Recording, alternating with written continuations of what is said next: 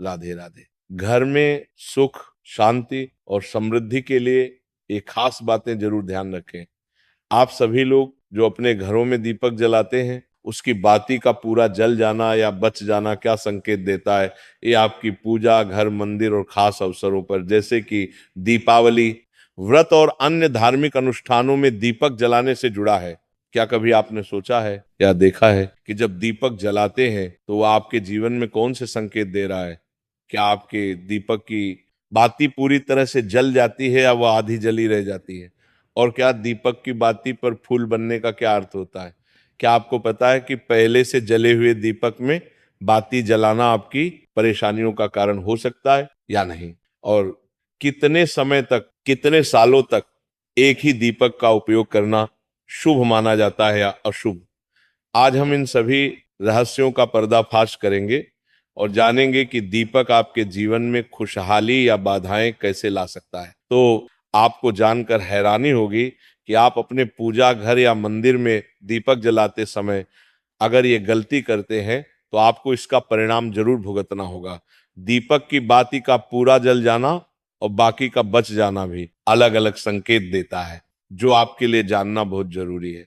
जब हम पूजा करते हैं तो हमारा दीपक कभी कभी अचानक से बुझ जाता है और कभी कभी ऐसा होता है कि हमारी पूजा होने के बाद हम उस दीपक को भगवान के सामने जलता हुआ छोड़ देते हैं।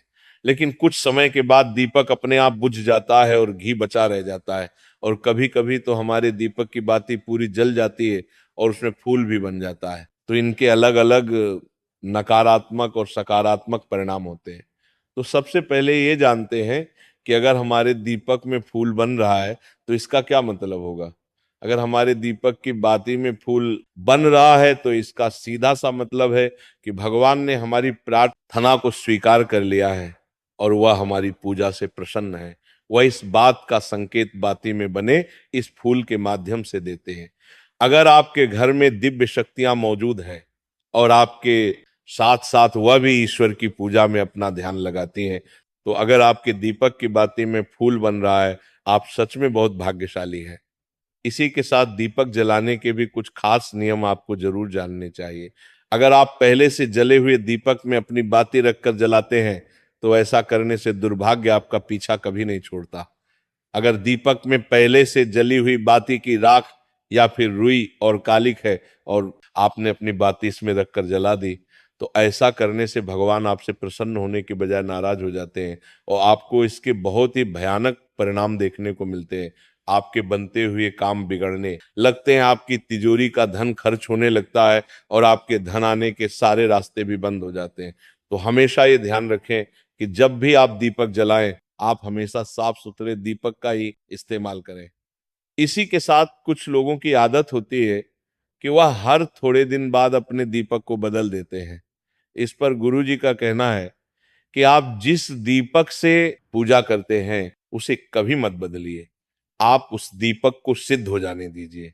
जब कोई दीपक रोजाना भगवान के सामने जलता है तो वह दीपक समय के साथ सिद्ध हो जाता है। भगवान की सकारात्मक ऊर्जा उस दीपक में आ जाती और जब भी आप दीपक जलाते हैं तो आपका तन और मन दोनों पवित्र हो जाते हैं। तो आप हर रोज उस दीपक को साफ कीजिए, फिर उसमें बाती रखकर जलाएं।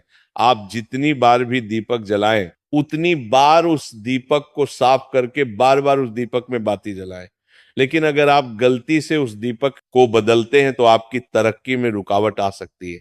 इसलिए आप अपने दीपक को कभी भी मत बदलना। 10 साल या 20 साल तक आप उसी दीपक में लगातार बाती जलाएं। इससे आपका दीपक सिद्ध हो जाएगा। और आप इसका चमत्कार अपने घर में भी देख सकते हैं। अगर आपके घर में कोई भी रोगी हो, बीमार हो या किसी का बुखार नहीं जा रहा हो, तो आप इस दीपक को थोड़ी देर के लिए किसी बर्तन में डालिए और अब उस रोगी को ये पानी पिला दीजिए। 10 से 15 मिनट के भीतर उसका बुखार उतर जाएगा।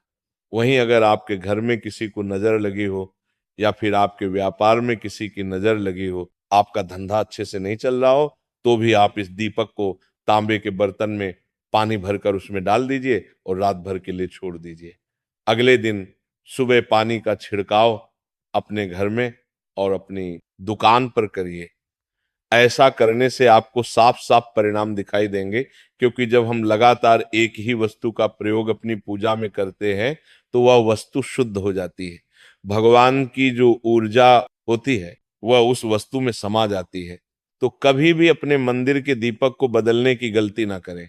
अगर आपके मंदिर का दीपक टूट जाता है या फिर खराब हो जाता है या खंडित हो जाता है, तब भी आप उस दीपक को बदल सकते हैं। लेकिन फिर भी आप उस दीपक को न फेंकें, बल्कि इसे अपने घर में संभाल कर रखें, क्योंकि ये भगवान की सकारात्मक ऊर्जा का भंडार होता है। वहीं अब आपको ये भी बता देते हैं कि अगर आपके दीपक की बाती पूरी नहीं जलती है और आपके दीपक में घी बच जाता है तो इसका क्या परिणाम होता है। सबसे पहले ये देखिए कि अगर आप किसी भी पेड़ पौधे की पूजा कर रहे हैं और पूजा में जलाया हुआ दीपक पूरा नहीं जलता या फिर उसमें घी बच जाता है, तो इससे आपके घर में बीमारियां घर बना लेती हैं और ये बीमारी कभी भी आपका पीछा नहीं छोड़ेगी। तो जब भी आप किसी भी पेड़ पौधे या मंदिर के बाता है हर किसी भी स्थान पर पूजा करें तो ये ध्यान रखें कि उसकी बाती पूरी जले और उसमें घी बचा हुआ ना हो, क्योंकि ये आपकी अच्छी सेहत के लिए बहुत ही अच्छा प्रभाव देगा। वहीं अगर आपके घर के मंदिर में दीपक की बाती पूरी नहीं जलती और पूजा करते समय दीपक बार बार बुझ जाता है, तो जरूर आपके घर में नकारात्मक ऊर्जा का वास है और ये आपके पूजा में विघ्न डालने का काम करती है। हमारे घर में अगर कोई बुरी शक्ति होती है या फिर कोई ऐसी ऊर्जा होती है जो ये नहीं चाहती कि आपके घर में भगवान की कृपा हो और सकारात्मक ऊर्जा हो, तो ये आपकी पूजा सफल नहीं होने देती। क्योंकि एक वातावरण में एक ही तरह की ऊर्जा रह सकती है, या तो सकारात्मक या नकारात्मक। जो बुरी शक्तियां होती हैं वो ये कभी भी नहीं चाहती कि आपके घर में देवी देवताओं की कृपा हो। अगर आपके घर में भगवान ने अपनी कृपा की तो उन बुरी शक्तियों और ऊर्जा का प्रभाव खत्म हो जाएगा। इसलिए ये शक्तियां चाहती हैं कि आपकी पूजा में रुकावटें आए। इन्हीं के प्रभाव से हमारा दीपक बार बार बुझ जाता है या फिर दीपक की बाती पूरी नहीं जलती। इस सब से बचने के लिए आपको सच्चे मन से भगवान का स्मरण करना चाहिए। जब भी आप दीपक जलाएं, भगवान से प्रार्थना करें कि आपके आसपास जितनी भी नकारात्मक ऊर्जा हो वह आपसे दूर रहे और भगवान की कृपा आप पर बनी रहे। ऐसी शक्तियों से बचने के लिए जब भी आप दीपक जलाएं, गंगा जल से एक गोल घेरा बना लें और उस घेरे में दीपक को रखें, क्योंकि गंगा जल को बहुत ही पवित्र माना गया है और महादेव का वरदान भी गंगा जल को प्राप्त है। गंगा जल में सबसे पहले तो कोई भी बुरी शक्ति प्रवेश नहीं कर सकती, इसलिए गंगा जल कभी खराब नहीं होता और हर तरह की अशुद्ध ऊर्जा को सकारात्मक ऊर्जा में बदल देता है। अगर आप गंगा जल से बने गोल घेरे में दीपक को रखेंगे तो ये आपकी पूजा में किसी भी शक्ति को बाधा नहीं बढ़ेगी और कोई भी नकारात्मक शक्ति आपके दीपक को बुझा नहीं पाएगी। आप निर्विघ्न अपनी पूजा संपन्न कर पाएंगे और देवी शक्तियां भी आपके जीवन में अपनी कृपा और आशीर्वाद बनाए रखेंगे। ये जो हमें दुख मिलते हैं ये पाप के कारण मिलते हैं। लोग मारे मारे घूम रहे हैं, दुख मिटाने के लिए सोचते हैं। कोई जादू कर दे, कोई टोना कर दे, कोई जंतर बांध दे, कोई आशीर्वाद दे दे। अरे काहे को पागल हो? यदि तुम अच्छे आचरण करते हो, भगवान का नाम जप करते हो, सन्मार्ग से चलते हो, तो तुम्हें किसी से आशीर्वाद मांगने की जरूरत नहीं। एक बात मान लीजिए, दिखावे में लाखों लोग अपने जीवन को नष्ट करने के लिए तैयार हैं। ये माया का ही तो दिखावा है जिसमें जन्म जन्म हमारे नष्ट होते जा रहे हैं। सत्य मार्ग को क्यों नहीं पकड़ते हो? किसी के आशीर्वाद की जरूरत नहीं। आपको आनंद प्राप्ति के लिए जिनसे आशीर्वाद मांगते हो उनके अंदर जो आत्म तत्व बैठा है तुम्हारे अंदर बैठा है। तुम्हें किसी से मांगने की जरूरत नहीं। बस तुम अपने स्वरूप को नहीं पहचान पा रहे हो, अपनी शक्ति को जागृत नहीं कर पा रहे हो, इसलिए तुम दौड़े घूम रहे हो। भागने की जरूरत नहीं है। सत्संग सुनो, उसे अपने आचरण में उतारो। ये बात आप कागजों में लिख लो, चाहे दिमाग में लिख लो। जब तक आपके आचरण शुद्ध नहीं होंगे, जब तक आप भजन नहीं करोगे, जब तक आप दूसरों को सुख नहीं दोगे, मन वचन कर्म से किसी को भी दुख नहीं पहुंचाएंगे, तब तक आप भाग्यवान नहीं बन सकते।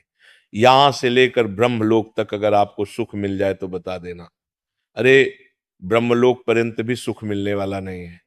अगर सुख चाहिए, सिंधु जैसा सुख चाहिए, तो भगवान का भजन करो। भजन नहीं करेंगे, बैठकर अपने घर में बैठकर आधा घंटा भजन नहीं करेंगे तो मारे मारे घूमते रहो। सोच रही है भगवान का अवतार है, हमारा कल्याण हो जाएगा। जब भगवान वास्तविक अवतार लिए थे और जिन्होंने भजन नहीं किए उनका भी कल्याण नहीं हुआ। भगवान के अवतार के समय हम भी रहे होंगे, कहीं ना कहीं किसी जीव जंतु के रूप में कल्याण हुआ। क्या अब भजन करोगे तो कल्याण हो जाएगा? हमारी बात मान लो। बार बार आपको कभी कड़वे शब्दों में, कभी मीठे शब्दों में बताते हैं। बचपन से भगवान के मार्ग में लगे हुए हैं, हमको अपना कर्म भोगना पड़ रहा है। जो शरीर रचना के समय रचा गया था वह सुखद या दुखद कर्म भोगना पड़ेगा। बड़े बड़े महापुरुषों को भोगना पड़ा तो प्रारब्ध को भोग लो। ये भोगने की सामर्थ्य नाम जप से आ जाएगी और नाम जप करके जन्म मरण के चक्र से मुक्त हो जाओगे।